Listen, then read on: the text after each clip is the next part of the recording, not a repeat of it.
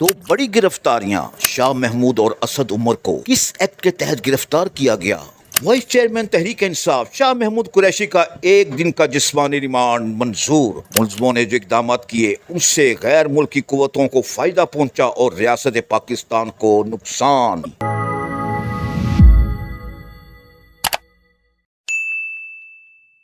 پاکستان تحریک انصاف کے چیئرمین عمران خان شاہ محمود قریشی اور اسد عمر کے خلاف سائفر گمشدگی مقدمے کی تفصیلات سامنے آ گئی ہیں۔ ایف آئی آر کے مطابق عمران خان شاہ محمود قریشی اور اسد عمر کے خلاف مقدمہ آفیشیل سیکرٹ ایکٹ 1923 کے تحت 15 اگست کو درج کیا گیا۔ ایف آئی آر کے مطابق سابق وزیر اعظم عمران خان، سابق وزیر خارجہ شاہ محمود قریشی اور اسد عمر نے سائفر میں موجود اطلاعات کو غیر مجاز افراد تک پہنچا اور حقائق کو توڑ مروڑ کر پیش کیا گیا۔ ایف آئی آر میں لکھا گیا ہے کہ عمران خان، شاہ محمود اور اسد عمر کی جانب سے حقائق کو مسخ کیا گیا تاکہ ان کو ذاتی فائدہ پہنچ سکے۔ اس اقدام سے ریاست کو خطرے میں ڈالا گیا۔ نئے مذموم مقاصد حاصل کرنے کے لیے سائفر کے مندرجات کے غلط استعمال کی سازش کی گئی۔ ایف آئی آر کی کاپی پر درج ہے کہ 28 مارچ کو بنی گالا میں ہونے والے اجلاس میں سازش تیار کی گئی کہ سائفر کے مندرجات کو کیسے استعمال کرنا۔ عمران خان کی جانب سے مندرجات میں ہیر پھیر کرنے کو کہا گیا۔ سابق وزیر اعظم نے اپنے مقاصد حاصل کرنے کی خاطر سائفر کو استعمال کیا۔ ایف آئی آر کے مطابق عمران خان کی جانب سے سائفر ٹیلی گرام اپنے پاس رکھنا بدنیتی تھی۔